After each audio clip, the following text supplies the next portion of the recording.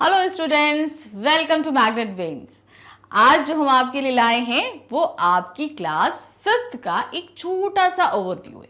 हम देखेंगे कि हमारी जो बुक है रिमझिम, उसमें हम पढ़ेंगे क्या क्या, क्योंकि अब हम रिमझिम पढ़ने वाले हैं। तो रिमझिम में मतलब क्या होता है? रिमझिम किसको बोलते हैं? बारिश की फुहारें कैसे रिमझिम रिमझिम बरसती हैं। तो कभी तेज होती है, कभी धीमे धीमे होती है, कभी एकदम मीठी मीठी फुहार पड़ती है। तो उसी तरीके से हमारी इस बुक में भी कई तरह की रिमझिम है। मतलब खूब तेजी से हंसाने वाली, कुछ समझाने वाली, कुछ बहुत अच्छी शिक्षा देने वाली, तो कहीं गुदगुदा देने वाली। तो कई तरह की हमारे पास यहाँ पर एक पिटारा है, जिसको हम बोलते हैं ना कि जादू का पिटारा होता है। उसी तरीके से इस बुक में भी तरह तरह का पिटारा है। तो हम यहाँ से जानेंगे कि जो हम ये पढ़ने जा रहे हैं, यानी कि हम हिंदी में जो रिमझिम पढ़ने जा रहे हैं, ये एक्चुअल है क्या। हिंदी को हम सबसे पहले ऐसे समझना शुरू करेंगे कि हिंदी जो है वो हमारे दो पार्ट में डिवाइड होती है। जैसे कि हम देखते हैं, एक लिटरेचर होती है, एक लैंग्वेज होती है, जिसे हम व्याकरण कहते हैं। ठीक है, तो ये दो पार्ट में होती है। तो जो लिटरेचर पोर्शन होता है उसको क्या बोलते हैं? उसको बोलते हैं हिंदी साहित्य। तो ये हमारी क्या है? ये लिटरेचर की बुक है, तो इसको हम क्या बोलेंगे? हिंदी साहित्य। अब जब हिंदी साहित्य लिखते हैं हम, तो हिंदी साहित्य भी हमारा दो खंडों में विभाजित होता है।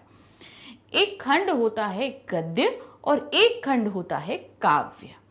अब जैसे हम कविताएं पढ़ते हैं, अभी आगे चल के आप लोग दोहे भी पढ़ेंगे, तो ये सब चीजें हमारी किस में आएंगी? काव्य खंड में आती है। तो कविताएं तो जैसे आप पढ़ते आ रहे हो अभी तक, पहले भी क्लासेस में आपने कविताएं पढ़ी हैं, अब इस क्लास में भी आप कविताएं पढ़ोगे और आगे आने वाली क्लासेस में भी आप कविताएं पढ़ेंगे। तो ये कविता हमारी किस में आती है? ये आती है काव्य खंड में आती है। और इसके अलावा आप जब आने वाली क्लासेस में दोहे पढ़ेंगे, आप बहुत सारी चौपाइयाँ भी पढ़ेंगे, बहुत तरीके से आगे चीज़ें पढ़ेंगे, गीत पढ़ेंगे, तो ये सभी हमारे किस में आएंगे? काव्य खंड में आएंगे। अब इसके अलावा हमारे पास आता है गद्य खंड। तो गद्य खंड में हम तो बहुत कुछ पढ़ चुके हैं, जैसे कहानी पढ़ चुके हैं, निबंध पढ़ चुके हैं, बहुत तरीके के लेख पढ़ चुके हैं। तो ये सभी हमारे किस में आते हैं? गद्य खंड में आते हैं। तो एक क्विक सा हम चीज आपको समझा दें, हिंदी लिटरेचर यानी कि हिंदी साहित्य, हमारा हिंदी साहित्य दो खंडों में विभाजित है। पहला खंड गद्य साहित्य, जिसमें हम कहानियां पढ़ते हैं, निबंध पढ़ते हैं, लेख पढ़ते हैं। और दूसरा खंड होता है हमारा काव्य खंड। काव्य खंड में हम कविताएं पढ़ते हैं। तो अब हम ये देखेंगे, हमने आपको हिंदी साहित्य के बारे में समझा दिया। अब हम देखेंगे क्या हमारी इस रिमझिम बुक के अंदर हमारे पास किस चीज का पिटारा है। तो सबसे पहले हमारे पास जो पिटारा आ रहा है, यानी कि पिटारा नंबर 1, वो क्या चीज है हमारी? अपनी अपनी रंगतें। पहला पिटारा हमारे पास जो लेके आ रहा है, क्या बता रहा है? अपनी अपनी रंगतें। तो इसके अंदर जो हमारे पास चैप्टर आ रहे हैं, पहला है राख की रस्सी। ये एक लोक कथा है। लोक कथा मतलब किसी एरिया से प्रचलित एक कथा। तो ये कथा हम लोग कहाँ पढ़ेंगे? तिब्बत की कथा वगैरह जैसे होती है ना, कहीं पहाड़ों की कथा होती है, कहीं किसी गांव की होती है, कहीं राजस्थान की हो गई, तो हर जगह जगह की होगी ना, तो उसको वो लोक कथाएं बोलते हैं। तो उसी तरीके से ये एक लोक कथा क्या है? राख की रस्सी। अब राख की रस्सी के अंदर एक छोटी सी कहानी हम और पढ़ेंगे। राख की रस्सी तो पढ़ेंगे ही पढ़ेंगे, लेकिन एक कहानी और पढ़ेंगे। वो कहानी होगी दुनिया की छत, जिससे हमारे पास कोई क्वेश्चन आंसर्स नहीं आएंगे, लेकिन इससे आपको नॉलेज बहुत सारी मिलेगी। फिर हमारा सेकंड चैप्टर आता है फसलों के त्योहार। अब ये क्या है? हमारा एक लेख है, यानी कि हमारी जो फसलें कटती हैं, हमारा देश क्या है? एक कृषि प्रधान देश है। तो यहाँ पर क्या है? बहुत तरह की फसलें होती हैं, और जब ये फसलें कटती हैं तो एक तरीके का त्योहार मनाया जाता है। तो इन फसलों के कटने पे कैसे कैसे त्योहार मनाए जाते हैं, वो हम इस लेख के अंदर देखेंगे। तो अब जैसे ये लोक कथा है, लेख है, ये दोनों ही हमारे किस में आएंगे? गद्य खंड में आएंगे। फिर उसके बाद आते हैं हम तीसरा चैप्टर, खिलौने वाला। ये क्या है? हमारी एक कविता है। और कविता किसके अंतर्गत आती है, हमने अभी आपको बताया था, वो आती है हमारी काव्य खंड के अंतर्गत आती है।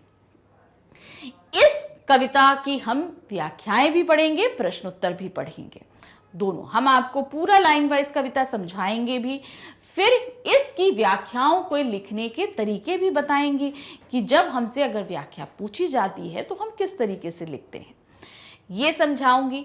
इसके अलावा इसी पाठ के अंतर्गत हमारे सामने छोटी छोटी 2 और कहानियां हैं। क्या है? ईदगाह और हवाई छतरी, उसको भी हम पढ़ेंगे। फिर आते हैं हम चैप्टर नंबर 4 यानी कि अध्याय 4 पे, नन्हा फनकार, ये एक कहानी है, इसको पढ़ेंगे। और ये कहाँ किसके अंदर आएगी? हमारी गद्य खंड के अंदर आएगी। फिर उसके बाद आएंगे चैप्टर नंबर 5, जहां चाह वहां राह, ये एक लेख है और ये भी हमारा किसमें आएगा? गद्य खंड में ही आएगा। अब देखते हैं हमारे पास दूसरा पिटारा। हमारा दूसरा पिटारा क्या है? बात का सफर। अब इसके अंतर्गत हम क्या पढ़ेंगे? हमारा आएगा सबसे पहले एक पत्र। हम पत्र को समझेंगे कि पत्र होता क्या है या उसकी कहानी क्या है। फिर इसी के अंदर हम पढ़ेंगे चैप्टर नंबर 6, हमारा क्या? चिट्ठी का सफर, एक लेख। इसमें हम जानेंगे कि चिट्ठी का सफर क्या होता है। फिर है क्वेश्चन नंबर 7, डाकिये की कहानी, कंवर सिंह की जुबानी, भेंट वार्ता। भेंट वार्ता मतलब एक साक्षात्कार, एक इंटरव्यू जिसको हम बोलते हैं, उस तरीके से जैसे किसी से मिले हम तो एक भेंट वार्ता होती है। जैसे हम लोग बोल रहे हैं, मान लीजिए हम किसी से जाकर मिले, तो अब हम कुछ क्वेश्चन करेंगे, कोई दूसरा कोई कुछ क्वेश्चन करेगा, तो इस तरीके से एक वार्ता होगी हमारी। फिर क्वेश्चन नंबर 8 है हमारा, वे दिन भी क्या दिन थे। ये एक विज्ञान कथा है। जैसे लोक कथा होती है उसी तरीके से विज्ञान कथा भी होती है। लोक कथा किसी एरिया में प्रचलित कोई कथा होती है और विज्ञान कथा क्या होती है? हम विज्ञान से रिलेटेड कोई चीज को जानते या समझते हैं। फिर है हमारा जो है अध्याय संख्या 9, एक मां की बेबसी, कविता। ये हम एक कविता पढ़ेंगे और ये हमारा किसके अंतर्गत आएगा? ये आएगा हमारा काव्य खंड के अंतर्गत। अब हम देखेंगे हमारी जो तीसरा पिटारा है। तीसरा पिटारा क्या है? मजाक खटोला। क्या है? मजाक टोला। क्या आया? मजाक टोला। क्या है? इसमें चैप्टर नंबर 10 है, एक दिन की बादशाहत। ये एक कहानी है, हम इसको कहानी देखेंगे। फिर चैप्टर नंबर 11 है, चावल की रोटियां, एक नाटक है।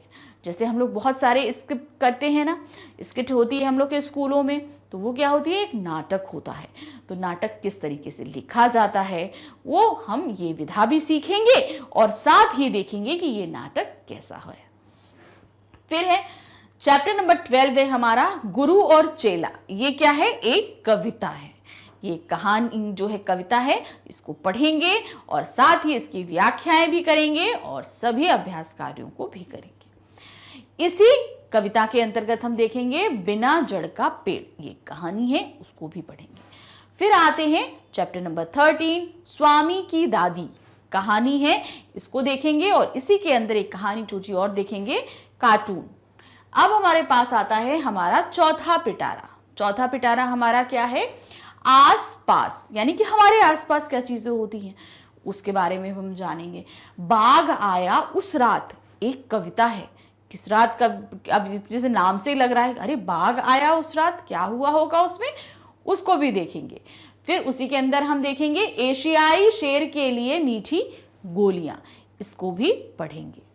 फिर है चैप्टर नंबर 15, बिशन की दिलेरी। ये एक कहानी है, बिशन किस तरीके से दिलेरी दिखाता है इसको देखेंगे और उसी के अंदर एक छोटी सी और कहानी देखेंगे, रात भर बिलखते चिंघाड़ते रहे। फिर आते हैं चैप्टर नंबर 16, पानी रे पानी।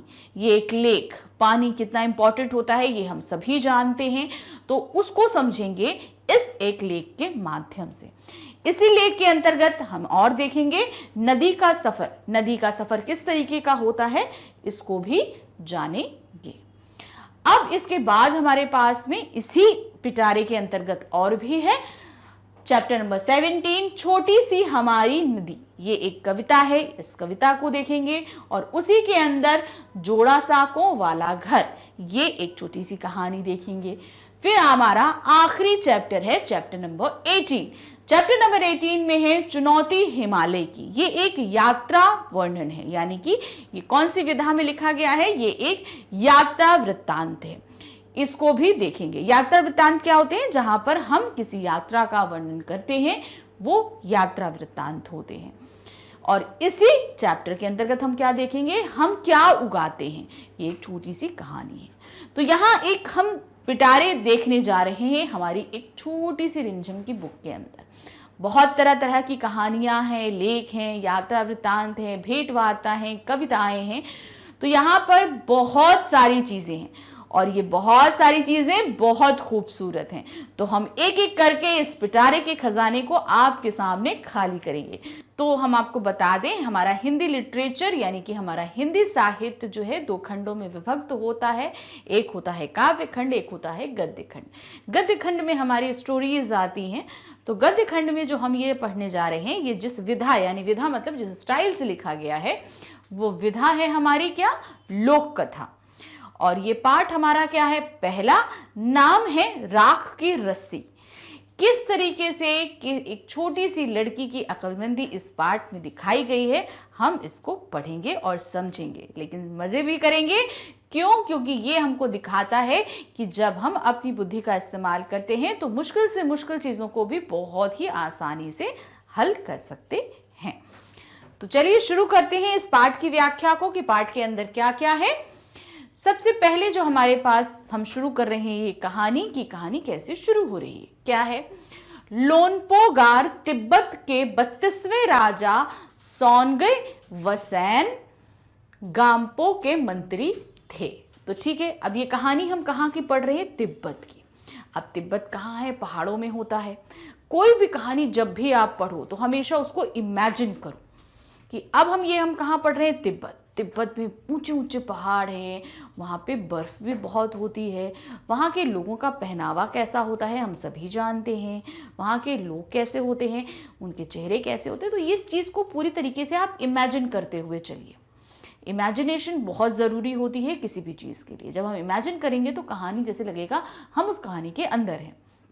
तो ये कहाँ बताया इन्होंने, लोनपोगार तिब्बत के 32वें राजा, जो 32वें मतलब 32 नंबर के जो राजा थे, क्या नाम था उनको, सोनगैव सैन गाम्पो के मंत्री थे।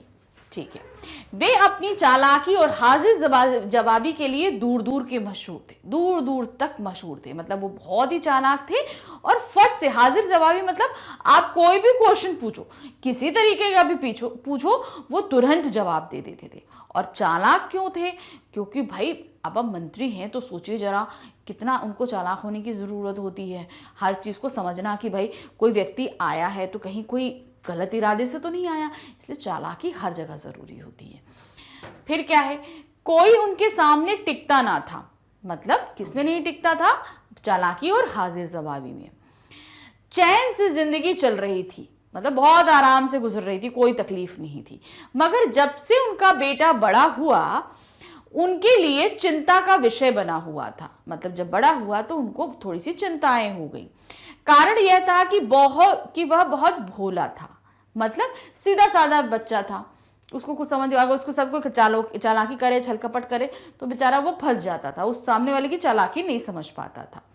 होशियारी उसे छूकर भी नहीं गई थी। मतलब जैसे होता ना, जैसे वो उनके पिताजी होशियार थे मगर वो बिल्कुल भी होशियार नहीं था। अब उसको जो व्यक्ति जैसा पढ़ा दे वो वैसा समझ जाए कि ये भाई ऐसा होता है, ऐसा होता है। अब इस तो बड़ी टेंशन की बात होती है, भाई बच्चे को थोड़ा तो चालाक अपनी समझ होनी चाहिए। लोनपोगार ने सोचा, मेरा बेटा बहुत सीधा साधा है, मेरे बाद इसका काम कैसे चलेगा। अब उन्होंने सोचा जब तक मैं इसके साथ हूँ तो भाई मैं इसकी देखभाल कर लूँगा, कुछ इसके साथ गलत नहीं होने दूंगा, कुछ नहीं होगा। लेकिन जब मैं नहीं रहूँगा, भाई एक तो एज हो जाएगी, तो अगर नहीं रहेंगे उनकी मृत्यु हो जाएगी, उसके बाद इसका क्या होगा, कौन उसको इस चालाकी भरी दुनिया से बचाएगा, क्या करेगा। तो उनको बड़ी टेंशन हो जाती है उनके पापा को कि भाई हम क्या करेंगे। फिर एक दिन लोनपोगार ने अपने बेटे को 100 भेड़ें देते हुए कहा।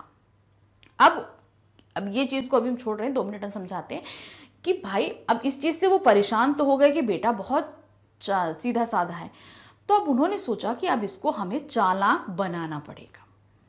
अब चालाक बनाने के लिए अब उसको कुछ चीज़ें सिखानी पड़ेंगी। तो अब सिखाने के लिए उन्होंने कुछ थोड़े थोड़े उसको टास्क देने शुरू किए। जैसे आप लोग के स्कूलों में, घर में मम्मी भी बोलती है ना, छोटा आपको कोई चीज़ सिखानी हो तो मम्मा क्या बोलती है कि ये टास्क आपको करना है। अब मान लीजिए घर में पानी का जग भरना है, तो अब इसमें क्या टास्क मम्मा आपको सिखा, आपको मम्मा ने टास्क तो दे दिया, मगर मम्मा आपको क्या सिखाना चाह रही है उसमें, आपकी होल्डिंग पावर, कि एक जग में जितना पानी आता है आप उतना वेट आप होल्ड कर पा रहे हो, उसको आप बैलेंस कर पा रहे हो, वहाँ से भर के लेके आ रहे हो, नल से आप भर के लाओगे और टेबल तक रखोगे तो आपका बैलेंस अच्छा जाएगा। तो घर के छोटे छोटे काम हमें बहुत कुछ सिखाते हैं। तो ये मम्मा आपको टास्क देती है, इस तरीके सिखाती है। उसी तरीके से लोनपो गारो ने जो है सोचा कि मैं भी अपने बेटे को कुछ टास्क देता हूँ, जिससे धीरे धीरे उसके अंदर समझ आ जाएगी। तो अब चलिए देखते हैं कि वो टास्क उन्होंने क्या क्या दिए। एक दिन लोनपो गार ने अपने बेटे को 100 भेड़ें दी। भेड़ें मतलब 100 शीप्स दी। अब आप सभी को पता है शीप्स कैसी होती है ना, तो तुरंत इमेजिन करना है कि 100 शीप्स कितनी सारी होंगी, और उसको अपने बेटे को दे दिया। तुम इन्हें लेकर शहर जाओ, और क्या बोला कि इनको लेकर शहर चले जाओ, मगर इन्हें मारना या बेचना नहीं। मतलब ना तुम इनको मारोगे और ना ही इनको तुम बेचोगे। मतलब ना तुम इनको मारना और ना ही सेल करना, मतलब सेल करोगे तो तुम्हारे पास पैसे आ जाएंगे, और ना ही इनको मारना, कुछ नहीं करना है तुमको। इन्हें वापस लाना 100 जौ के बोरों के साथ। अब 100 भेड़ें दी, ठीक है, और कहा कि ना तुम इनको बेचोगे, ना तुम मारोगे, कुछ नहीं करोगे, और इनके साथ साथ तुम 100 जौ के बोरे ले। जौ क्या होता है, एक तरह का अनाज होता है, ठीक है। तो उतनी 100 भेड़ों के साथ तुम 100 अनाज के बोरे वापस लेके आओगे। मगर पैसा उसको एक भी नहीं दिया। अब वो 100 जौ के बोरे कैसे आएंगे। अब यहां पर चालाकी भी लगानी है, होशियारी भी लगानी है। तो अब भेड़ें तो दे दी, मगर अब वो 100 जौ के बोरे लाएगा कैसे, भाई पैसे नहीं होंगे तो लाएगा कैसे। अब क्या करेगा बेचारा। ठीक है, चलिए देखते हैं क्या होता है आगे। वरना मैं तुम्हें घर में नहीं घुसने दूंगा। इसके बाद उन्होंने बेटे को शहर की तरफ रवाना कर दिया। उन्होंने कहा 100 जौ के बोरे लेकर आना, और जैसे भेड़े लेकर जा रहे हो वैसे वापस लेके आना। खूब जोर से हड़काया और कहा अब जाओ सीधे शहर, और उसको शहर भेज दिया। तो डांटा भी। क्यों डांटा, क्यों, क्योंकि वो अपने बेटे को समझाना चाहते थे। घर में मम्मा भी डांटती है, पापा भी डांटते हैं, सब डांटते हैं ना। तो ये डांट क्या होती है, आपको स्ट्रॉन्ग करती है, चीजें समझाती है कि आप लाइफ में कैसे कैसे, क्योंकि मम्मा पापा तो बहुत प्यार करते हैं, लेकिन लाइफ में घर के बाहर तो बहुत तरह के लोग होते हैं। तो उनसे आपको प्रोटेक्ट करने के लिए आपको स्ट्रॉन्ग बनाते हैं, और जब आप नहीं समझते हो तो मम्मा पापा को डांटना पड़ता है। तो ये क्या होता है, ये डांट में भी बहुत बढ़िया फायदा आप लोगों का होता है इसमें। तो आगे बढ़ाते हैं कहानी को। लोनपो गार का बेटा शहर पहुंच गया। अब वो कहां पहुंच गया, शहर पहुंच गया। मगर इतने बोरे जौ खरीदने के लिए उसके पास रुपए कहां थे, पैसे तो थे नहीं, तो क्या करते। वह इस समस्या पर सोचने विचारने के लिए सड़क किनारे बैठ गया। अब भाई थोड़ी देर बैठते हैं, इत्मीनान से सोचते हैं कि भाई ये बोरे इतने सारे खरीदने के लिए हम पैसे कहां से लाएं। मगर कोई हल उसकी समझ में नहीं आया। वो सोच ही नहीं पा रहा था कि भाई मैं पैसे कहां से लाऊं, इन भेड़ को बेच सकता नहीं, मार सकता नहीं, तो कहां से लाऊं, मेरे पास तो यही है, और तो कुछ पापा ने दिया ही नहीं मुझे, तो क्या करूं। मगर वो कुछ समझ नहीं पा रहा था। वह बहुत दुखी था। तभी एक लड़की उसके सामने आ खड़ी हुई। वो बेचारा दुखी उदास सा सड़क किनारे बैठा हुआ था। तो एक लड़की आई उसके पास। क्या बात है, तुम इतने दुखी क्यों हो। लोनपो गार के बेटे ने अपना हाल कह सुनाया। अब उस लड़की ने पूछा तो भाई वो तो भोला भाला, उसने तुरंत उस लड़की को अपनी सारी बात बता दी कि मेरे पापा ने ऐसा बोला है कि अगर मैं लेके नहीं जाऊंगा तो मुझे घर नहीं जाने देंगे और बहुत ज़्यादा डांटेंगे। तो भैया बड़ा परेशान हो जाके सारी बात जो है उस लड़की को बता देता है। इसमें इतना दुखी होने की क्या बात है। अब उस लड़की ने बोला इतना दुखी होने की क्या बात है इसमें। मैं इसका हल निकाल देती हूँ। उसने बोला मैं इसका हल निकाल देती हूँ। इतना कहकर लड़की ने भेड़ों के बाल उतार लिए, उन्हें बाजार में बेच दिया। जो रुपए मिले उनसे 100 जौ के बोरे खरीद के उसे घर वापस भेज दिया। लड़की चालाक थी, समझदार भी थी। भाई भेड़ों के जो बाल होते हैं उन्हीं से तो ऊन बनती है, तो वो मार्केट में बिकती है ना। तो उसने क्या किया, वो सारे बाल तक उखाड़ दिए। ये देखो ना, इनके बाल होते हैं ना इतने सारे। अब इनको जब हम लोग उतार देते हैं ना, तो इनसे जो है ना ऊन बनती है। हम लोग सर्दियों में स्वेटर पहनते हैं ना, उसी से बनता है। तो फिर क्या हुआ, उनको बेच दिया, और बेच के जो पैसे मिले उन पैसों से उसने क्या किया, जो है उसको 100 जौ के बोरे दिला दिए और कहा अब तुम घर वापस जाओ। कि अब वो चला जाता है। लोनपो गार के बेटे को लगा कि उसके पिता बहुत खुश होंगे। अब बेटे को लगा कि भाई मैंने तो शीप भी नहीं भेजी, मतलब भेड़े मैंने बेची नहीं, मारी नहीं, और उन्होंने कहा 100 जौ के बोरे लेके आना, तो भाई वो भी मैं लेकर आ गया। तो उसको लगा कि पापा खुश हो जाएंगे बहुत ज्यादा। मगर उसकी आप बीती पर उन्होंने ध्यान नहीं दिया। अब क्या हुआ, उनके पापा को अच्छा नहीं लगा। क्यों? क्योंकि ये काम तो उसके बेटे को दिया गया था, यहाँ पर तो उसकी किसी और ने हेल्प करी। वो अपने बेटे को चालाक बनाना चाहते थे ना, तो यहाँ तो हेल्प हुई। तो बेटा तो चालाकी कुछ सीखा ही नहीं, ना समझदारी सीखा। तो उसके पापा ने जो है ना, उसकी जब सारी आप बीती सुनी तो बिल्कुल ध्यान नहीं दिया और चुपचाप उठ के कमरे से बाहर चले गए। वे उठकर कमरे से बाहर चले गए। दूसरे दिन उन्होंने अपने बेटे को बुलाकर कहा, अब दूसरे दिन क्या, दूसरा टास्क दिया। भाई पहला तो तुमने हेल्प ले ली, चलो अब तुमको मैं दूसरा टास्क देता हूं। फिर बुलाया, पिछली बार भेड़ों के बाल उतारकर बेचना मुझे जरा भी पसंद नहीं आया। डांटा कि तुमने बाल उतार के बेच दिए, मुझे बिल्कुल भी अच्छा नहीं लगा। अब तुम दोबारा उन्हीं भेड़ों को लेकर जाओ, उनके साथ जौ के 100 बोरे लेकर ही लौटना। अब उन्होंने कहा अब तो बाल उतार दिए, अब तो उनके पास बाल नहीं है, भेड़ों के पास बाल नहीं है। तो उन्होंने बोला बाल उतारना मुझे था। अब वो बिना बाल वाली फिर से भेड़े तुम लेके जाओ, 100 भेड़े लेके जाओ और फिर से जौ के 100 बोरे खरीद कर ही लौटना। अब फिर से मुसीबत। भाई पहले तो बाल थे, बेच दिए, अब क्या भेड़ों का, अब क्या किया जाए, अब फिर कहां से पैसे आए। तो भैया जैसा चलो, अब चल दिया वो फिर से वापस। एक बार फिर निराश लोनपो गार बेटा शहर की उसी जगह पर जा बैठा। फिर से गया शहर और उसी जगह जहां वो लड़की मिली थी, फिर से दोबारा वहीं जाकर बैठ गया। निराश करे क्या, ना जाने क्यों उसे यकीन था कि वह लड़की उसकी मदद के लिए जरूर आएगी, और हुआ भी कुछ ऐसा ही। वह लड़की आ गई। उसे लगा कि भाई उस दिन भी उसने मदद करी थी, तो आज फिर आएगी, इसी उम्मीद उसको थी, और ऐसा हुआ भी। वो वहां निराश बैठा था और वो लड़की फिर से दोबारा वहीं पर आ गई। अब क्या हुआ, उससे उसने अपनी मुश्किल कह सुनाई। उसने कह दिया, अब तो बिना जौ के 100 बोरों के मेरे पिता मुझे घर नहीं घुसने देंगे। उसने सारी बात बताई। उसने बोला कि अगर 100 के बोरे लेके नहीं गया जौ के, तो पापा मुझे घर के अंदर नहीं जाने देंगे। उन्हें लड़की सोच कर बोली, एक तरीका है। अब लड़की भाई समझदार थी, तो उसने फिर तरीका सोचा। उसने भेड़ों के सींग काट लिए। भेड़ों के सींग होते हैं ऐसे राउंड करके होते हैं ना, ध्यान देना आप, सींग उसकी फोटो देखोगे ना, तो उसकी कैसे होती है, ऐसे करके राउंड होती है।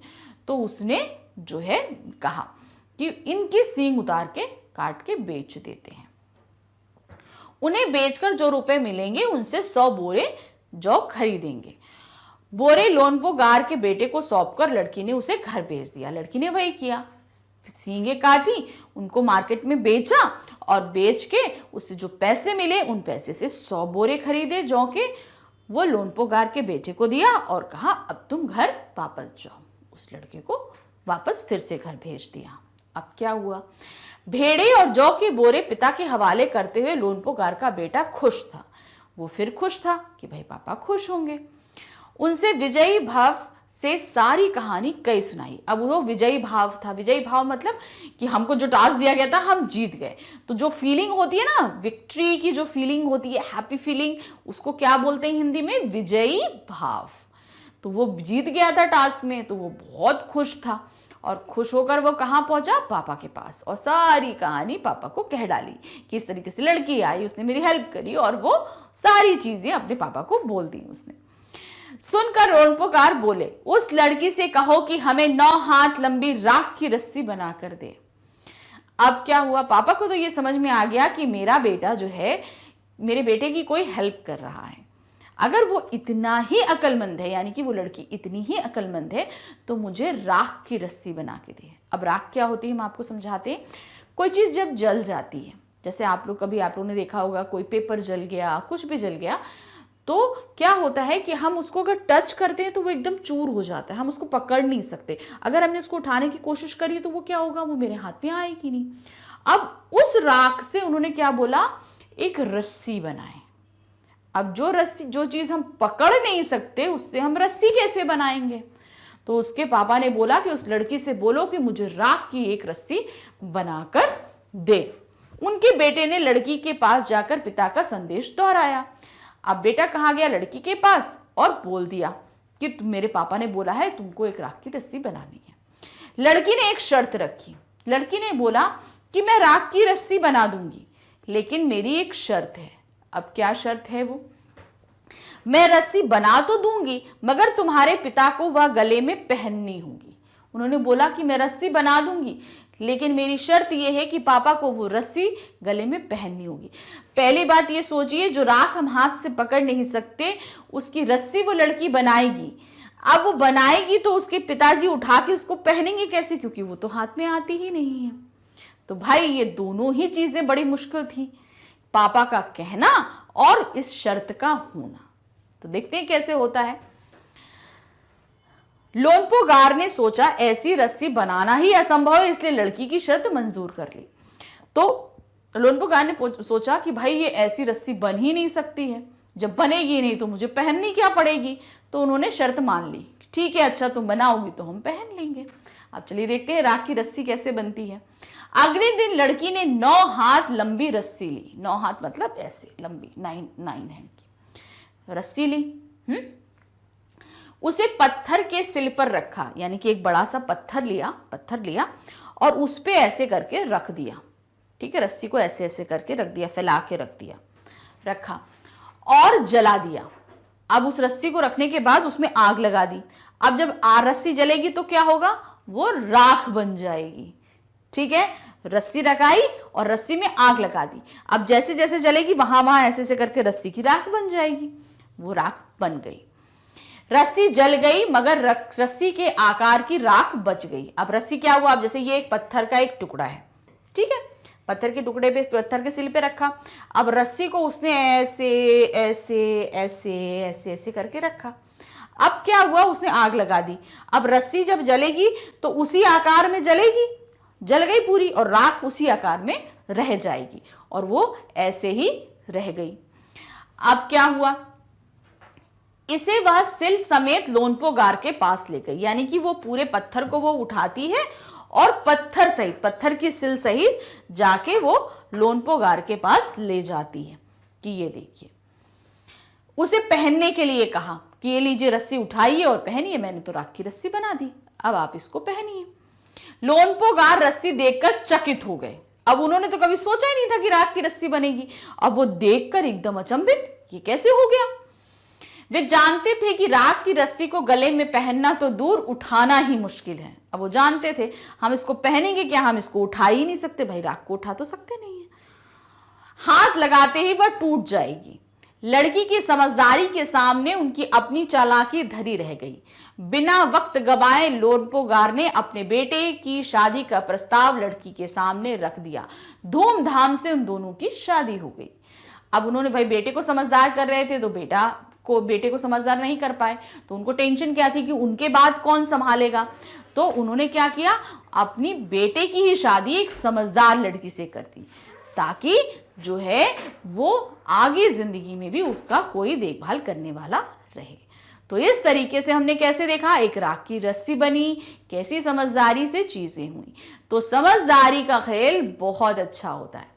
अब इसी चैप्टर में एक छोटी सी कहानी हमारे पास और है जो हमारी नॉलेज बढ़ाएगी, मगर इससे रिलेटेड क्वेश्चन हमसे नहीं पूछे जाएंगे। तो ये कहानी भी हम पढ़ लेते हैं कि ये कहानी है क्या। तो कहानी हमारी है, उसका शीर्षक है दुनिया की छत। दुनिया की छत किसे कहा जाता है, क्यों कहा जाता है, ये हम इस कहानी में देखेंगे। तो ये कहानी जो अभी हमने पहले पढ़ी थी, राख की रस्सी, ये कहाँ से थी?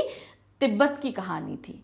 तो उसी के को बोला जाता है दुनिया की छत। क्यों? क्योंकि भाई वो जो है बहुत ऊंचे पहाड़ हैं वहाँ पे। अब ऊंचे पहाड़ हैं तो क्या क्या चीज़ें हैं, सब कुछ वहाँ के बारे में हम जानते हैं। तो चलिए देखते हैं। किसी भी लोक कथा को समझने के लिए उस इलाके की जलवायु, रहन सहन, खान पान, संस्कृति को समझना उपयोगी होता है। अब इस लोक कथा को समझने के लिए हमें क्या जानना जरूरी है कि वहाँ का मौसम कैसा है, वहाँ के लोग कैसे रहते हैं, उनके कपड़े कैसे हैं, क्या खाते हैं, ये सब चीज़ें क्या होती हैं जिस इलाके में वह लोक कथा सुनाई जाती है। राख की रस्सी शीर्षक लोक कथा तिब्बत से संबंधित है। कहाँ से थी? तिब्बत से, जिसे दुनिया की छत कहा जाता है क्योंकि यह बहुत ऊंचे पठार पर स्थित है। कहाँ पर स्थित है? बहुत ऊंचे पठार पे। अब ये पठार क्या होता है? चलिए पठार जानते हैं। पठार जमीन के ऐसे भाग को कहते हैं जो मैदान से ऊंचा होता है, यानी प्लेन एरिया से ऊंचा होता है और पहाड़ से नीचा होता है। मतलब क्या होता है, बहुत सारी मान लो जैसे ऐसे करके पहाड़ों की श्रृंखला ऐसे ऐसे करके बनी हुई है। तो अब किसी भी पहाड़ के बीच में एक प्लेन सरफेस आ गया। कैसे आ गया? मान लीजिए जैसे ये पहाड़ है, ये ऐसे करके फिर ऐसे, तो ये जो एरिया होगा ये हमारा क्या कहलाएगा? पठार। और यहाँ पे क्या होगा? कुछ बच सकता है, कुछ जगह बच सकती है, लोग अपने घर बना सकते हैं। भाई इन ढलानों पे तो घर बनाने मुश्किल हो जाती है, लेकिन इस पठार एरिया पे घर बनाए जा सकते हैं। तो ये इस तरीके से वहां पर लोग रह सकते हैं। ये एरिया क्या कहलाता है? पठार कहलाता है। तिब्बत के पठार पर खड़े ऊंचे ऊंचे पहाड़ जो हिमालय का हिस्सा है। इन पहाड़ों की खासियत है कि ये कई रंग के हैं। इन पहाड़ों की खासियत क्या है? ये बहुत कलरफुल है। कैसे कैसे? भूरे, लाल, पीले, बैगनी, गुलाबी, गेहुआ और हरे। तो बहुत डिफरेंट कलर के ये पहाड़ हैं। ठीक वैसे ही जैसे छोटे बच्चे अपने चित्रों में मनचाहे रंग भर देते हैं। तो ये कलरफुल कैसे? जैसे छोटे छोटे बच्चे अपनी पेंटिंग में जगह जगह रंग भरते हैं ना, वैसे ही यहाँ के पहाड़ हैं। इन पथरीले पहाड़ों में तरह तरह की मिट्टी और खनिज पदार्थ है। खनिज पदार्थ मतलब जो मिट्टी होती है ना, वो हमको बहुत सारा पोषण देती है। तो वहां की मिट्टी में वो सभी पोषण वाले तत्व भी मौजूद हैं। सूरज की बढ़ती और घटती किरणों के पड़ने से वे पहाड़ अनोखे रंगों में चमक उठते हैं। अब क्या होता है भाई, प्लेन सरफेस, जैसे हम लोग प्लेन पे रहते हैं ना, प्लेन एयर सरफेस पे रहते हैं, तो सूरज उगेगा तो सब पे इक्वल धूप पड़ती है। लेकिन जब पहाड़ होते हैं, मान लीजिए ऐसे करके पहाड़ है, अब सूरज उगेगा तो क्या होगा? यहाँ पे धूप पड़ेगी, इधर तो छांव रहेगी। फिर ऊपर पहुंचेगा तो क्या होगा? पहाड़ के नीचे वाले एरिया से धूप जाती जाती जाती जाती जाती चली जाएगी। फिर ऐसी जब इधर को डूबेगा तो इधर धूप होगी, इधर पूरी छांव होगी। तो क्या होता है, सूरज निकलता तो है मगर कहीं धूप होती है और कहीं छांव होती है, पहाड़ के ऊपर नीचे होने के कारण पे। तो ऐसे क्या होता है, पहाड़ बहुत चमकीले से हो जाते हैं। तिब्बत की हवा में नमी बहुत कम है, मतलब कि वहां पे मॉइस्चर नहीं होता, बहुत ही ड्राई एयर रहती है। इस वजह से यहाँ बरसात और बर्फबारी कम होती है, मतलब यहाँ बारिश भी नहीं होती और बर्फ भी नहीं पड़ती है। खुश्क मौसम में पेड़ पौधे नहीं होते, मतलब यहाँ पे आपको हरियाली नहीं मिलेगी। तिब्बत का पूर्वी भाग ही ऐसा है जहां घने जंगल पाए जाते हैं। तिब्बत के आपके पूर्व साइड में जाओगे तो वहां आपको जंगल मिलेंगे। उन जंगलों में पेड़ पौधे, पशु पक्षी की दुर्लभ किस्में मिलती हैं। तिब्बत की मिट्टी कहीं रेतीली है, कहीं लाल पीली तो कहीं काली। तो जंगल है तो वहां पर तरह तरह के पशु पक्षी भी मिलेंगे। अब अलग अलग जलवायु होने के मतलब एक साइड में आप बहुत ज्यादा खुश्क देखोगे और एक साइड आप हरियाली देखोगे, तो जहां खुश्क है वहां रेतीला है, काली पीली मिट्टी होगी। तिब्बत में लगभग 1500 झीलें हैं। तिब्बत में कितनी भाई, पहाड़ों के बीच में जो जगह हो जाती है वहां पे बहुत सारी झीलें बन जाती हैं। तो कितना, 1500 झीलें हैं। ये झीलें बनती हैं पहाड़ों के बर्फ के पिघलने से। जब पहाड़ों पे बर्फ पिघलती है तो उन झीलों का पानी, उनमें पानी आ जाता है। भाई कहाँ जाएगा, वो कहाँ जमा हो जाएगा, झील में जमा हो जाता है। इनमें मानसरोवर झील का नाम बहुत है, मतलब बहुत प्रसिद्ध है मानसरोवर, बहुत सुंदर झील है। यहीं से सांगपो यानी ब्रह्मपुत्र नदी निकलती है। कहां से, मानसरोवर झील से ही ब्रह्मपुत्र नदी निकलती है। काफी ऊंचाई पर बसा होने के कारण तिब्बत बहुत ठंडा प्रदेश है। बहुत हाइट पे होने पे क्या है, ये बहुत ही ठंडा होता है। यहाँ की सर्दी का हाल मत पूछो, बहुत ठंडा, ऐसा लगता है जैसे किसी ने फ्रिज में डाल दिया। कभी आप फ्रिज के अंदर हाथ डालो तो कितना ठंडा लगता है, तो वहां पे क्या है, आपको पूरी की पूरी बॉडी आपकी फ्रिज के अंदर डाल दी, ऐसा ठंडा महसूस हो, और ऊपर से तेज ठंडी हवा चल रही होती है, और हवा भी बहुत तेज चलती है, इसलिए वहां के लोग हमेशा भारी भरकम गर्म कपड़े पहने रहते हैं। तो वहां के लोग क्या करते हैं, बहुत भारी भरकम गर्म कपड़े पहनते हैं। तिब्बती लोगों की घर बनाने की कारीगरी अनोखी है। वहाँ के लोग भाई इतने पहाड़ी एरिया में रह रहे हैं, ठंडे एरिया में, तो वहाँ के जो घर भी हैं वो अलग तरीके से बनते हैं। यहाँ लकड़ी के बने हुए बहुमंजिला घर होते हैं। किसके बनते हैं, लकड़ी के बनते हैं। बहुमंजिला मतलब कई फ्लोर्स होते हैं, first floor, second floor, third, तो इसको हम क्या बोलते हैं, बहुमंजिला। लोग अब पत्थर, मिट्टी और सीमेंट के घर भी बनाने लगे। भाई पहले लकड़ी के बनते थे, लेकिन अब जैसे जैसे समय बदल रहा है तो अब लोग सीमेंट, पत्थर के भी बनाने लगे। मगर पुराने समय में क्या, सिर्फ लकड़ी के बनते थे। वो क्यों बनते थे, क्योंकि वो इंसुलेटेड होते थे। भाई ठंड के समय वो गर्माहट देते थे, इसलिए। खिड़कियां भी अधिक बनाई जाती हैं। अब क्या है, खिड़कियां ज्यादा अधिक क्यों बनाई जाती है, ताकि सूर्य की ढेर सारी रोशनी घर के अंदर आ सके। भाई सूरज की रोशनी आएगी तो गर्माहट बनी रहेगी, इसलिए। भूकंप से बचाव के लिए दीवारें अंदर की ओर थोड़ा झुकी होती हैं। कैसी होती है, भूकंप से बचाव रहे तो वो थोड़ा अंदर की तरफ झुकी रहती हैं, ऐसे टिल्ट करके। फिर है, तिब्बत का सबसे बड़ा शहर है ल्हासा। क्या, कौन सा बड़ा शहर है, सबसे बड़ा शहर, क्योंकि भाई वहां पे ज्यादा आबादी रहती नहीं, तो बड़ा शहर कैसे बनेगा, जिस एरिया में भाई लोग रह सकते हैं ज्यादा, तो वो एरिया कौन सा हो गया, ल्हासा। 3650 मीटर की ऊंचाई पर स्थित होने के कारण यह दुनिया का सबसे ऊंचा शहर माना जाता है। मतलब दुनिया में सबसे ऊंची जगह पे बसा हुआ शहर है ल्हासा। कपड़ों तथा खाने पीने के लिए यहाँ का बाजार बहुत प्रसिद्ध है। ल्हासा को तिब्बतियों का दिल माना जाता है। वो आ रहा है किसके अंतर्गत, भोला भाला। भोला भाला हमारा टॉपिक दिया ना, उसी के अंदर हमारे पास सामने प्रश्न पूछे गए।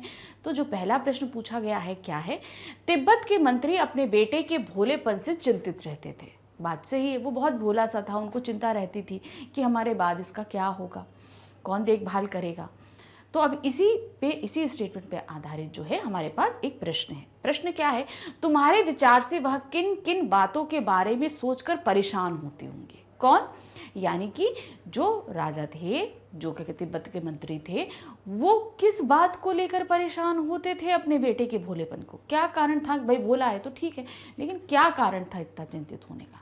तो क्या होगा, हमारे विचार से वे सोचते होंगे कि उनका बेटा आगे चलकर अपना खर्चा कैसे चलाएगा और अपना जीवन यापन किस तरह करेगा।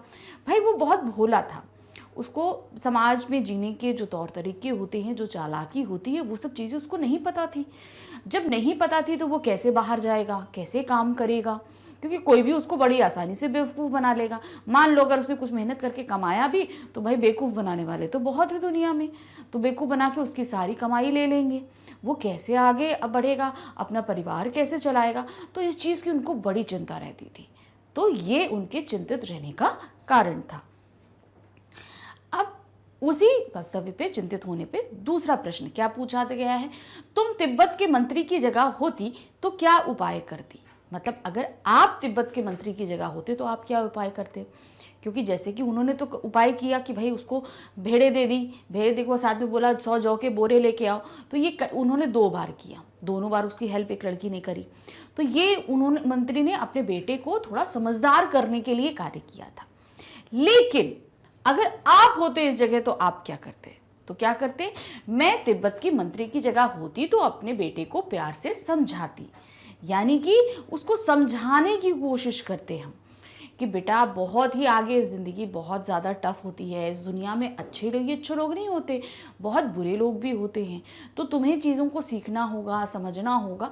इस तरह से हम चीज़ों को समझाने की कोशिश करते उसको, ताकि वो थोड़ी सी समझदारी, थोड़ी सी चालाकी उसके अंदर भी आ जाए। अब आगे है हमारे पास में, अब नेक्स्ट टॉपिक जो आ रहा है वो है शहर की तरफ।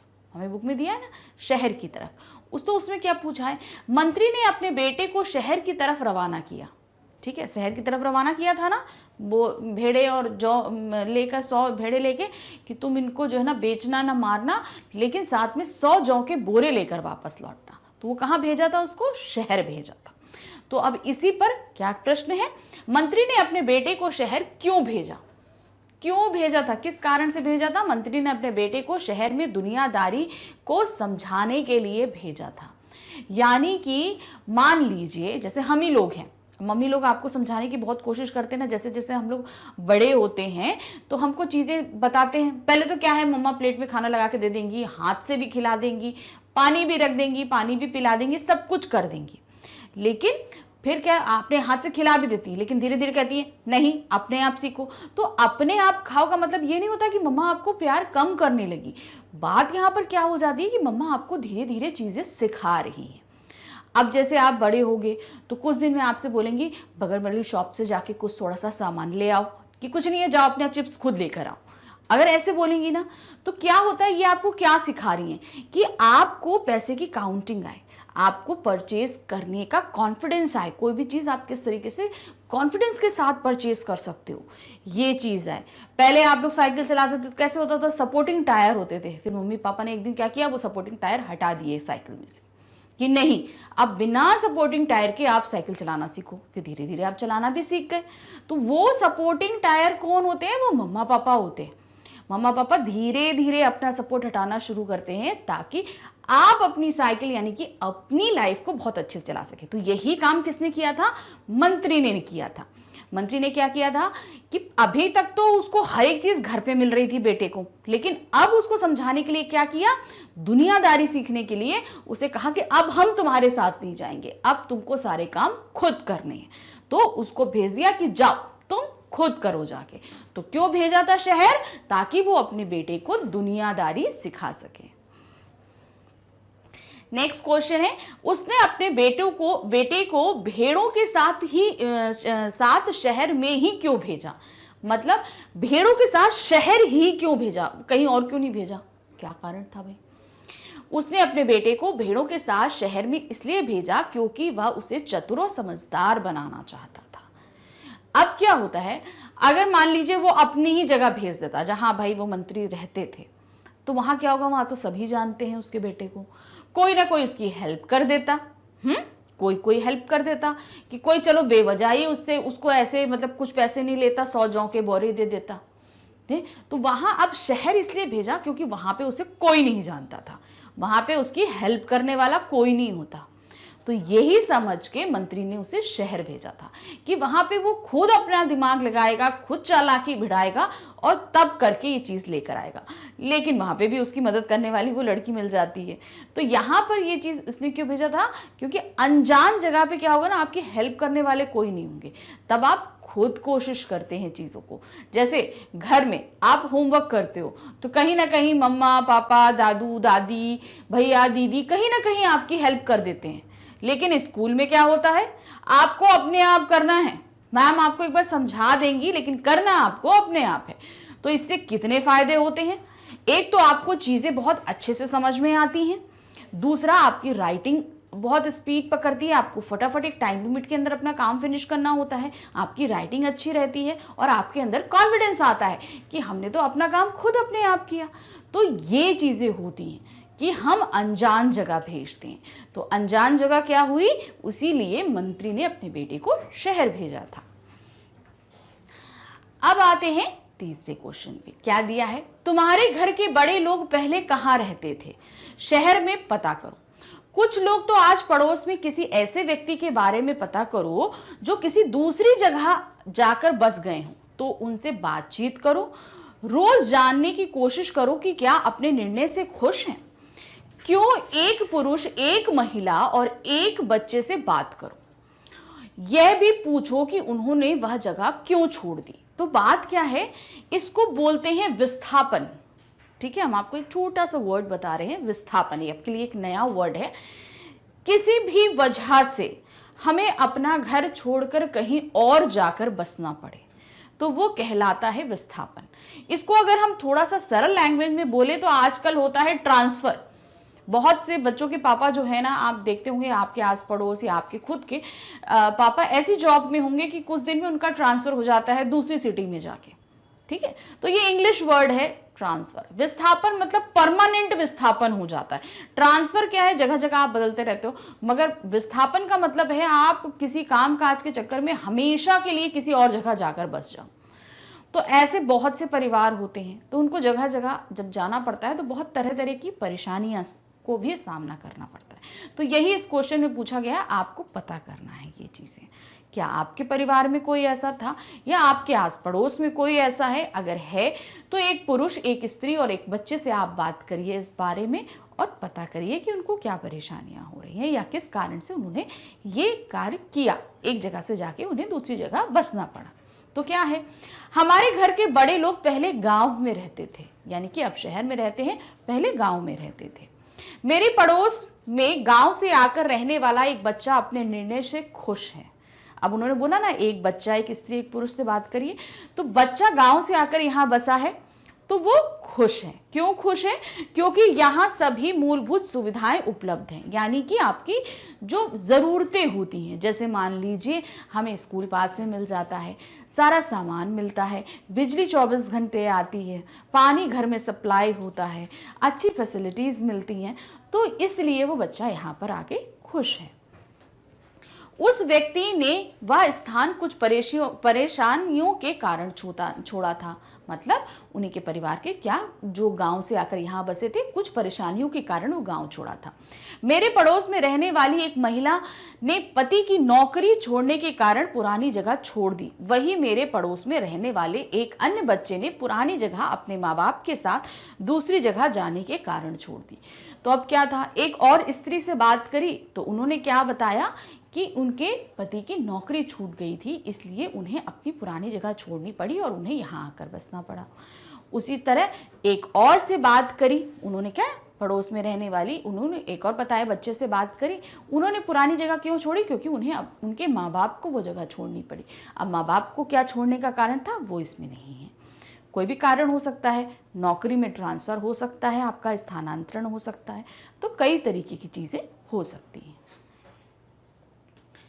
अब नेक्स्ट क्वेश्चन है, जौ एक तरह का अनाज है जिसे कई तरह से इस्तेमाल किया जाता है। इसकी रोटी बनाई जाती है, सत्तू बनाया जाता है और सूखा भूनकर भी खाया जाता है। अपने घर में और अपने स्कूल में बातचीत करके कुछ और अनाज के नाम पता करो। अब जैसे गेहूं था, जौ था, ये तो हम जानते ही हैं, ठीक। इसके अलावा क्या है, बाजरा है, चना है, मक्का है, सोयाबीन है, जो ये कई तरीके से खाया जाता है। इसकी सब्जी भी बनती है, आप बना सकते हो। इसको आप रोटी में, इसका आटा इसका रोटी में भी बनता है। तो कई तरीके से ये सारी चीज़ें, ये अनाज भी इस्तेमाल किए जाते हैं। फिर है क्वेश्चन नंबर 3, गेहूं और जौ अनाज होते हैं और ये तीनों शब्द संज्ञा हैं। क्या चीज? गेहूं, जौ, अनाज, ये तीनों ही शब्द क्या हैं? संज्ञा है। गेहूं और जौ अलग अलग किस्म के अनाजों के नाम हैं, इसलिए ये दोनों व्यक्तिवाचक संज्ञा है और अनाज जातिवाचक संज्ञा है। इसी प्रकार रिमझिम व्यक्तिवाचक संज्ञा है और पाठ्य पुस्तक जातिवाचक संज्ञा है। तो अब ये संज्ञा होती क्या है, आप सभी ने पढ़ा होगा, लेकिन तब भी क्विक रिवीजन हम बता देते हैं। संज्ञा किसी व्यक्ति, वस्तु, स्थान या भाव के नाम को संज्ञा कहते हैं। तो संज्ञा इन सब चीजों को बोलते हैं। अब व्यक्तिवाचक संज्ञा क्या होती है? जैसे हम किसी का नाम ले लें, जैसे मैं क्या हूं? एक स्त्री। तो अब स्त्री तो बहुत सारी हो सकती है ना, होती है ना। तो जब बहुत सारी हो सकती है तो वो क्या हो जाएगा? एक जाति में आ सकता है। लेकिन अगर मैं बोलूं मैं रूपाली हूं तो ये मेरा नाम है। जब मेरा नाम हो गया तो मैं क्या हो गई? व्यक्तिवाचक संज्ञा हो गई। जिसका भी नाम हो जाएगा, जैसे हम बोल देंगे आगरा। आगरा क्या है? एक शहर का नाम है। क्या है? आगरा शहर का नाम है। तो आगरा तो पर्टिकुलर एक ही शहर का नाम है ना, तो क्या होगा? आगरा। आगरा व्यक्तिवाचक संज्ञा। लेकिन अगर हम शहर बोलेंगे तो शहर क्या होगा? जातिवाचक। तो शहर तो बहुत सारे हैं, आगरा है, मुंबई है, बरेली है, लखनऊ है, मथुरा है, हैदराबाद है। तो ये सब तो बहुत सारे शहर हो जाते हैं। होता है कि नहीं होता है? तो इस तरीके से होता है। चलिए अब इसमें हमें करना क्या है, क्या देखेंगे? नीचे दी गई संज्ञाओं का वर्गीकरण इन दो प्रकार की संज्ञाओं में करो। अब क्या दिया है? कुछ नाम क्या हैं? लेह, धातु, शेरवानी, भोजन, तांबा, खिचड़ी, शहर, वेशभूषा। तो अब देखिए ये किस में आएगा। हम सबसे पहले देखते हैं लेह। लेह क्या है? लेह क्या है? एक जगह का नाम है, ठीक है। तो ये क्या होगा, नाम है, तो ये सीधे सीधे क्या आ जाएगा हमारा, व्यक्तिवाचक संज्ञा में आ जाएगा। फिर उसके बाद आते हैं हम धातु। अब धातु तो बहुत तरह की होती हैं, लोहा, तांबा, पीतल, चांदी, सोना, बहुत तरह की धातुएं होती हैं। तो अब ये धातु इन सभी क्या क्या हुआ, बहुत सारी हो सकती हैं। तो ये किस में आएगा हमारा, जातिवाचक में। किस में आएगा, जातिवाचक में। फिर आता है शेरवानी। शेरवानी क्या होती है, शेरवानी एक परिधान का नाम है, जो परिधान पहने, जैसे कुर्ता पैजामा हो गया, पैंट शर्ट हो गया, अंगरखा हो गया, उसी तरीके से शेरवानी क्या होता है, एक परिधान का नाम होता है। तो यहां पे तो नाम आ गया, तो फिर ये सीधे सीधे किस में हमारा चला जाएगा, ये आ जाएगा व्यक्तिवाचक संज्ञा में। फिर आते हैं भोजन। अब भोजन तो कई तरह का होता है। भोजन कैसा होता है, कई तरीके का होता है। उसके अंदर तो दाल, चावल, सब्जी, रोटी, बहुत तरह का आता है। वेज भी आता है, नॉन वेज भी आता है, शाकाहारी, मांसाहारी, दोनों तरीके का आता है। तो ये क्या हो जाएगा, किस में आएगा हमारा, ये आएगा हमारा जातिवाचक संज्ञा में। फिर आते हैं तांबा। तांबा धातु का नाम है, एक धातु का नाम है, तो ये हमारा किस में आएगा, व्यक्तिवाचक में आ जाता है। फिर उसके बाद आते हैं खिचड़ी। अब ये जो खिचड़ी शब्द आया, खिचड़ी तो एक क्या है, एक भोजन का नाम है, एक पकवान का नाम हुआ ना, तो ये हमारा किस में आएगा, व्यक्तिवाचक में आएगा। फिर उसके बाद आता है शहर। शहर तो बहुत सारे होते हैं, अभी मैंने आपको बहुत सारे नाम बताए थे ना शहर के, तो शहर के तो बहुत सारे नाम होते, तो वो किस में आएगा हमारा, जातिवाचक में। अब आता है वेशभूषा। अब वेशभूषा तो कई तरीके की होती है, कई तरह की वेशभूषा होती है। हमने आपको बताया अभी कि हम बहुत कभी क्या कहते हैं, हमने साड़ी पहन लीजिए, साड़ी ब्लाउज हो गया, सलवार सूट हो गया, गाउन हो जाता है, बहुत तरीके के आते हैं। तो वो वेशभूषा अलग अलग तरीके की हो गई, तो वो क्या होगा, हमारा जातिवाचक संज्ञा में आएगा। तो ये इस तरीके से हम करेंगे। अब आते हैं नेक्स्ट क्वेश्चन में। अब क्या करना है, जो हमने अभी जातिवाचक संज्ञा अलग करी थी ना, उसके बारे में क्या दिया है, ऊपर लिखी हर जातिवाचक संज्ञा के लिए 3-3 व्यक्तिवाचक संज्ञाएं खुद सोच कर लिखो। तो जातिवाचक संज्ञा हमने कौन कौन सी अलग करी थी, धातु, भोजन, शहर, वेशभूषा, ये हमने 4 जातिवाचक संज्ञा निकाली थी उनमें से। अब हमें क्या करना है, इनके लिए हमें व्यक्तिवाचक संज्ञाएं लिखनी है। अब जैसे पहला हमारा था धातु, तो धातु बहुत तरीके की होती है, हमने आपको बताया था। तो यहां क्या है, सोना, लोहा, पीतल, कुछ भी हो सकता है, तांबा, चांदी, और भी बहुत सारे तरीके के होते हैं, कॉपर, आप कॉपर में आप तांबा लेते हो, तो स्टील, तो ये सब धातुएं होती है, बहुत सारी धातुएं। फिर आते हैं भोजन। भोजन में क्या है, रोटी, दाल, चावल, सब्जी, आपका आ जाएगा खीर, हाँ, बहुत तरह की मिठाइयाँ आती हैं, चटनी, पापड़, तो ये सब तो भोजन के अंदर ही आता है, हाँ, वो हो गया। फिर है शहर। शहर में क्या है, दिल्ली, मुंबई, कलकत्ता, आगरा, मथुरा, हैदराबाद, तो ये बहुत सारे शहरों के नाम भी हैं। फिर आते हैं वेशभूषा। धोती, साड़ी, कमीज, सलवार सूट, पैजामा, कुर्ता, अंगरखा, बहुत तरीके की होती हैं, तो वो हमारे किस में आ जाएंगे, वेशभूषा में। अब आते हैं नेक्स्ट क्वेश्चन। नेक्स्ट क्वेश्चन क्या है, किस टॉपिक के अंदर आया, तुम शेर मैं सवा शेर, ये हमारा टॉपिक है। इस टॉपिक के अंदर क्या पूछा गया है, इस लड़की का तो सभी लोहा मान गए, था ना सचमुच नहले पे दैला, तुम्हें भी यही करना होगा। तुम ऐसा कोई काम ढूंढो जिसे करने के लिए सूझबूझ की जरूरत हो, उसे एक कागज में लिखो और तुम सभी अपने अपने चिट को एक डिब्बे में डाल दो। डिब्बे को बीच में रखकर उसके चारों ओर गोलाई में बैठ जाओ। अब एक एक करके आओ और इस डिब्बे से एक चिट निकालकर पढ़ो और उसके लिए कोई उपाय सुझाओ। जिस बच्चे ने सबसे ज्यादा उपाय सुझाए वह तुम्हारी कक्षा का बीरबल होगा। तो ये एक एक्टिविटी है जो आपको कई सारे बच्चों के साथ बैठकर करनी है।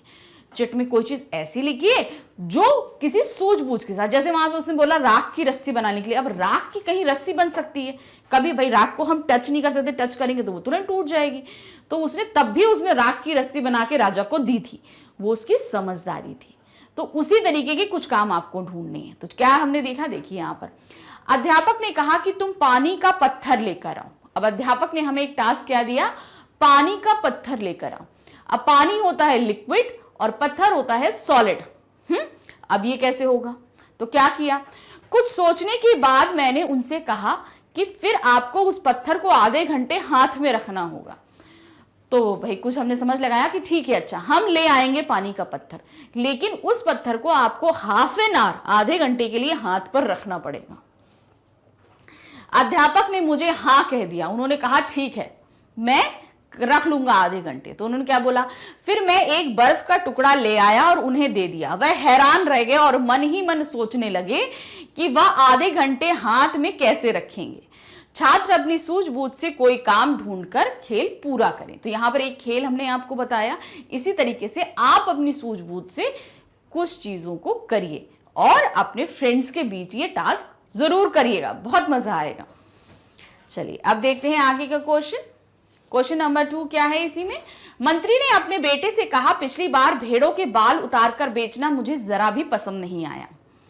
क्या मंत्री को सचमुच यह बात पसंद नहीं आई थी? अपने उत्तर का कारण भी बताओ। तो अब क्या था, पहली बार जब उसको बोला था शहर भेजा था भेड़ों के साथ और कहा था कि 100 जौ के बोरे लेके आना, तो लड़की ने क्या सुझाया कि भाई वो भेड़ों के बाल उतार के बेच दिए और बेचने के बाद जो पैसा आया उससे जौ खरीद लिया था। तो अब वो भेड़ों के बाल उतारने का जो कारण था वो मंत्री को बिल्कुल पसंद नहीं आया था। तो अब आपको ये बताना है क्या सचमुच जो है मंत्री को नहीं पसंद आया था और उसको पसंद ना आने का कारण क्या था। तो क्या था, ऐसा नहीं था कि उन्हें बात पसंद नहीं आई, लेकिन मंत्री को पता चल गया था यह काम उनके बेटे ने नहीं किया है। वैसे भी वह अपने बेटे को चालाक या होशियार बनाना चाहता था, इसलिए उसने ऐसा किया। वह बाद में उसने उस लड़की से अपने बेटे की शादी भी करवाई। तो यहां पर क्या था, टास्क किसको दिया गया था? बेटे को दिया गया था, मगर वो टास्क बेटे ने तो किया ही नहीं। किसने किया था? दूसरी लड़की ने किया था। अब इसमें उनका बेटा तो कहीं समझदार हो ही नहीं पाया, वो तो कहीं चालाक ही नहीं हो पाया, क्योंकि उसकी तो किसी ने मदद कर दी थी। तो इसलिए वो थोड़ा सा खुश नहीं थे, क्योंकि वो अपने बेटे को चालाक बनाना चाहते थे। लेकिन बाद में भाई जब वो नहीं बन पाते तो उन्होंने एक समझदार लड़की से अपने बेटे की शादी करवा दी थी। अब क्या है, आपका नेक्स्ट टॉपिक है सींग और जौ। क्या था, सींग दूसरी बार बेचा था और जौ लेके आए थे ना, तो उसी पर है। क्या, पहली बार में मंत्री के बेटे ने भेड़ों के बाल बेच दिए, दूसरी बार में भेड़ों के सींग बेच डाले। जिन लोगों ने यह चीजें खरीदी होंगी उन्होंने भेड़ों के बालों और सींगों का क्या किया होगा, अपनी कल्पना से बताओ। तो भेड़ के बाल से क्या होता है और उनकी सींग से क्या कार्य होता है, ये आपको बताना है। तो क्या दिया है, जिन लोगों ने यह चीजें खरीदी होंगी उन्होंने भेड़ों के बालों से ऊन के वस्त्र और सींगों से सजावटी सामान बनाया होगा, यानी कि वस्त्र और सामान सजावटी बनाए होंगे। नेक्स्ट है बात को कहने के तरीके। यहां पर बात को कुछ थोड़ा सा घुमा फिरा कर बोला गया है, तो वही कहने के तरीके पे हमारे पास क्वेश्चन है। क्या दिया है, नीचे कहानी के कुछ उपाय दिए गए हैं, इन बातों को तुम किस तरह से कह सकते हो। किस तरीके से कहेंगे हम, चैन से जिंदगी चल रही थी। अब यहां पर एक वक्तव्य बोला गया ना, चैन से जिंदगी चल रही थी। अब इसका अगर हम अपनी लैंग्वेज में बोलेंगे तो क्या बोलेंगे, जिंदगी आराम से कट रही थी, खुशी खुशी कट रही थी, इस तरीके से होगा ना। जिंदगी क्या था, आराम से कट रही थी।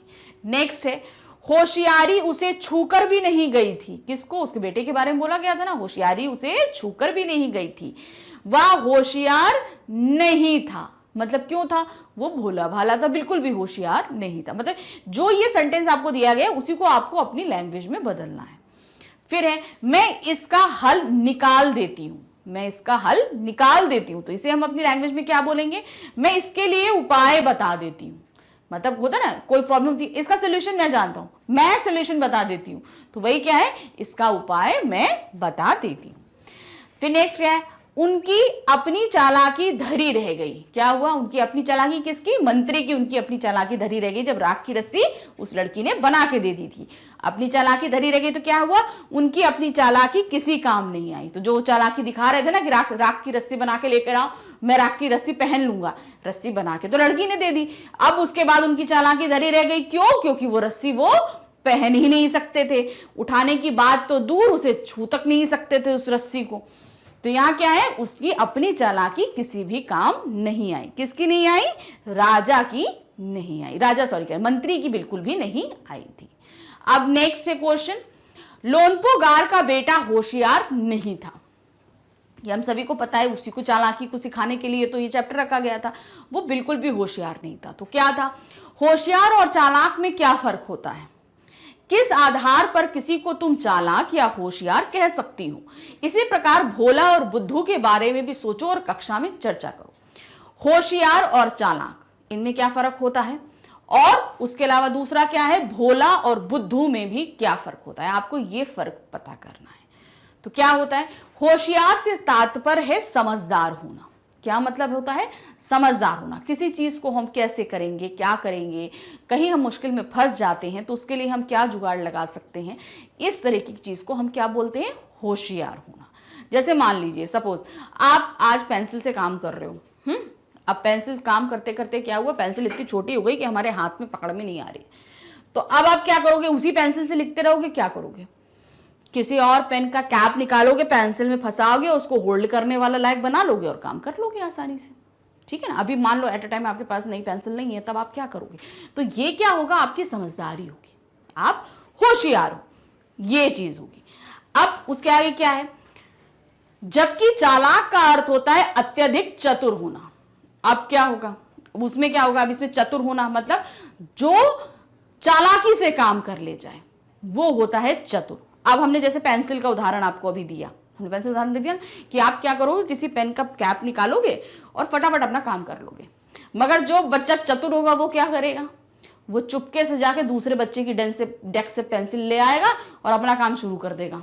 तो ये क्या हुआ? चालाकी हुई। ये समझदारी नहीं हुई, ये क्या हुई? चालाकी हुई। अब हम आते हैं नेक्स्ट। जो व्यक्ति दूसरों से काम निकलवाने के लिए तरह तरह की बातें करता है उसे हम चालाक कहते हैं।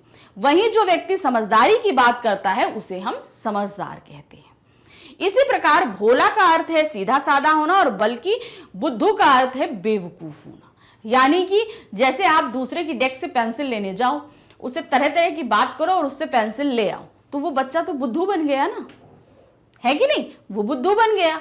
और भोला भाला का क्या मतलब होता है? सीधा साधा चुपचाप। तुम क्या, मुझे तुम्हारी पेंसिल चाहिए, तो उसने कुछ बात नहीं सुनी, सीधा था इसलिए उसने अपनी पेंसिल उठा के दे दी। उसने ये भी नहीं सोचा कि मैं काम कैसे करूंगा। और दूसरा व्यक्ति जो बुद्धू बना वो कौन? वो तुम्हारी चालाकी भरी बातों में फंस गया और अपनी पेंसिल निकाल के दे दिया। और सीधा क्या होगा? जो तुम जाओ और तुरंत उससे बोलो कि मुझे पेंसिल दे दो, वो चुपचाप उठा के देगा, उसको कुछ सुनेगा नहीं। तुमने बोला पेंसिल दे दो, उसने पेंसिल दे दी। तो ये फर्क होता है सीधा और बुद्धू में। नेक्स्ट है, लड़की को तुम समझदार कहोगी या बुद्धिमान? क्यों? तो वो जो लड़की जिसने हेल्प करी थी मंत्री के बेटे की, उसे आप क्या बोलोगे? समझदार या बुद्धू? तो यहां पर क्या है? लड़की को हम बुद्धिमान कहेंगे क्योंकि वह बुद्धि के बल पर हर समस्या का समाधान आसानी से ढूंढ लेती थी। क्या होता? उसकी बुद्धि बहुत शार्प थी, कोई भी समस्या हो वो फटाफट जो है उसका हल ढूंढ लिया करती थी। अब हमारे पास क्या है? आखिरी हमारा है नाम दो। यहां पर एक छोटी सी चीज हमारे सामने रखी गई है, इसमें अब किसका नाम देना है, क्या करना है, पहले हम पढ़ते हैं। कहानी में लोनपो गार के बेटे और लड़की का कोई नाम नहीं दिया गया है। नीचे तिब्बत में बच्चों के नामकरण के बारे में बताया गया है। यह परिचय पढ़ो और मनपसंद नाम छांट कर बेटे और लड़की को कोई नाम दो। नमिया, डाबा, मिगमार, लाकपा, नुखू, फू, दोरजे, ये क्या है? कोई खाने की चीजें या घूमने की जगहों के नाम? जी नहीं, ये तिब्बती बच्चों के कुछ नाम हैं। ये सारे नाम की तिब्बत में शुभ माने जाते हैं। नामिया नाम दिया जाता है रविवार को जन्म लेने वाले बच्चों को। मानते हैं कि इस बच्चे को उस दिन के देवता सूरज जैसी शक्ति मिलेगी और जब जब उसका नाम पुकारा जाएगा वह शक्ति बढ़ती जाएगी। सोमवार को जन्म लेने वाले बच्चों का नाम डाबा रखा जाता है। यह लड़का लड़की दोनों का नाम हो सकता है। तिब्बती भाषा के डाबा के दो मतलब होते हैं, सोमवार और चांद। यानी डाबा चांद जैसी रोशनी फैलाएगी या अंधेरा दूर करेगी। तिब्बत में बुद्ध के स्त्री पुरुष रूपों का भी नामकरण करते हैं। बुद्ध मतलब हमारे महात्मा बुद्ध जी नामकरण करते हैं। खासकर दोलमा नाम बहुत मशहूर मिलता है। यह बुद्ध के स्त्री रूप तारा का ही तिब्बती नाम है। अब ये हमको बताया गया, तो हमें नामकरण किसके लिए करना है? मंत्री के बेटे और उस लड़की के लिए। तो तिब्बत के कुछ नाम दिए गए, हमने उनका किया, लेकिन आप कोशिश करना कि आप अपने हिसाब से भी उनका नाम रख सकते हैं, लेकिन तिब्बती नाम बच्चों के नाम के ऊपर जो हमारे इस पैराग्राफ में दिए हुए हैं, जैसे डाबा है, नामिया है, ये कुछ नाम दिए गए ना, तो उसी पे आपको रखना है। तो यहां पर क्या दिया है? लोनपोगार के बेटे को हम नुखू कहेंगे, नुखू नाम देंगे, जबकि उस लड़की को हम डाबा नाम देंगे। तो हमने ये दो नाम रखे। आप चाहें तो इन नामों को बदल भी सकते हैं, अपने हिसाब से भी रख सकते हैं। तो यहां पर हमने अपने ये चैप्टर्स का जो जितने भी अभ्यासकार थे, प्रश्न उत्तर थे, हमने सारे किए। तो इसी तरीके से कुछ भी क्वेश्चन जो अपनी एक्टिविटी से हमारे करने के लिए आए, तो इनको बिल्कुल ऑप्ट करिए। क्यों? क्योंकि ये आपके कॉन्फिडेंस लेवल को बढ़ाएगा कि नहीं, हम ये कर सकते हैं। तो कोशिश करना अपने आप करने के लिए। अगर आप हमारे इस पार्ट के एक्सप्लेनेशन को देखना चाहते हैं, या आगे आने वाले चैप्टर्स को देखना चाहते हैं, इन्हीं प्रश्नों को देखना चाहते हैं, हिंदी से रिलेटेड कुछ भी देखना चाहते हैं क्लास 5th के, तो आप कहाँ पर आओगे? आपको आना होगा हमारे चैनल magnatsbrain.com पे। जब आप यहाँ पर आओगे तो आप यहाँ पर सभी क्लासेस देख रहे हैं, जैसे देख रहे हैं ना, किंडरगार्टन से लेकर क्लास 12 तक की सभी क्लासेस हैं। तो आपकी क्लास क्या है? 5th। तो आप 5th पे क्लिक करेंगे, जहाँ पर ये 5th है, 5th पे क्लिक करेंगे। क्लिक करते ही आपके सामने 5th के में जितने भी चैप्टर, जितने भी सब्जेक्ट पढ़ाए गए हैं, वो आपके सामने होंगे। आपको ढूंढना क्या है? हिंदी। तो यहाँ पर देखिए हिंदी है ना, यहाँ पर हम हिंदी क्लिक करेंगे, जहाँ वॉच नाउ लिखा है वहाँ पर हम क्लिक करेंगे। क्लिक करते ही आपके सामने हिंदी के रिमझिम बुक की पूरी प्लेलिस्ट आएगी। तो आप जो भी चैप्टर पढ़ना चाहते हैं, अभी तो हमने फर्स्ट चैप्टर पढ़ा है, अभी और भी आगे चैप्टर्स आएंगे, तो जो भी आप चैप्टर पढ़ना चाहते हैं उस पर क्लिक करेंगे। क्लिक करते ही उसके अंदर हमने जितने भी टॉपिक्स पढ़ाए हैं, टॉपिक्स क्या है? हमने पाठ की व्याख्या करी है और हमने एनसीईआरटी सॉल्यूशंस की हैं, जो एनसीईआरटी के पीछे क्वेश्चंस दिए हैं हमने वो किए हैं। आप जो भी देखना चाहते हैं उस पर क्लिक करेंगे। क्लिक करते ही आपका वीडियो स्टार्ट हो जाएगा। वीडियो देखिए, अपने सभी डाउट्स को क्लियर कीजिए, लेकिन साथ ही हमारे चैनल को लाइक, सब्सक्राइब और शेयर करना बिल्कुल भी नहीं भूलिएगा, क्योंकि यही हमको प्रोत्साहित करेगा आपके लिए और अच्छे अच्छे वीडियोस लेकर आने के लिए। Thank you for watching. Bye bye.